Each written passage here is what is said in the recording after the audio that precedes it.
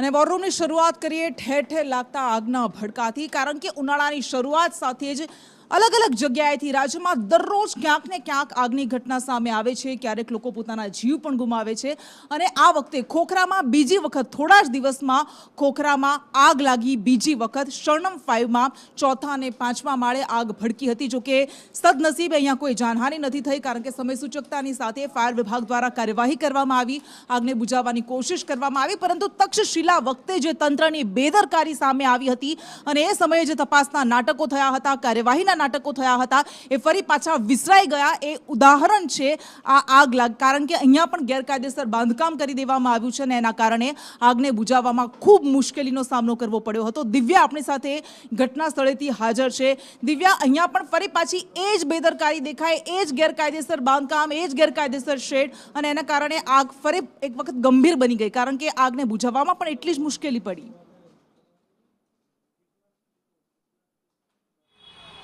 કૃષ્ણા, તંત્રની હંમેશા એક વાત હકીકત સાબિત થતી હોય છે કે કોઈ ઘટના બને અને તે બાદ તેનું પુનરાવર્તન ન થાય તે માટેના તમામ તર્ક વિતર્કો કરવામાં આવે છે અને તપાસ કરવામાં આવે છે. જ્યારે ફરીથી અમદાવાદના શરણમમાં જે આગ લાગી હતી, ચોથા માળની જે આગ હતી, પરંતુ તેની ઉપર જે શેડ લગાવવામાં આવ્યો હતો તે ગેરકાયદેસર હતો અને ગેરકાયદેસર જે લાગેલી આગમાં આગ બુઝાવવા માટેની જે પ્રયાસ કરવામાં આવ્યા હતા, પરંતુ આ જે ગેરકાયદેસર બાંધકામનો જે શેડ હતો તેના કારણે આગ પર કાબુ મેળવવો અશક્ય બન્યો હતો. અંદાજિત ગણતરીના કલાકોની વાત કરીએ તો 5 કલાક જેટલો સમય વીત્યો હશે ત્યારે આગ પર કાબુ મેળવવા માટેનો પ્રયાસ છે તે કરવામાં આવ્યો હતો. અને જે બિલ્ડિંગમાં જે ફાયરના સાધનો હતા તે પણ ચાલુ હાલતમાં હતા કે ન હતા, ફાયર એનઓસી હતી કે ન હતી, તે તમામ બાબતની તપાસ છે જે આગામી દિવસમાં, એટલે કે હવે ફાયરની ટીમ દ્વારા કરવામાં આવશે.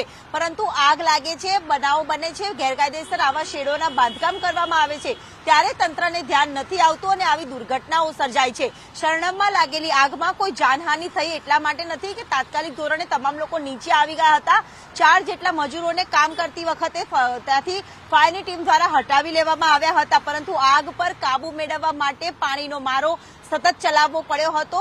20 જેટલી ફાયરની ગાડીઓ સ્થળ ઉપર હતી અને 70 થી વધુ જવાનો છે, તેમના દ્વારા ભારે જહેમત બાદ આખરે આગ પર કાબુ મેળવવામાં આવ્યો છે. જી.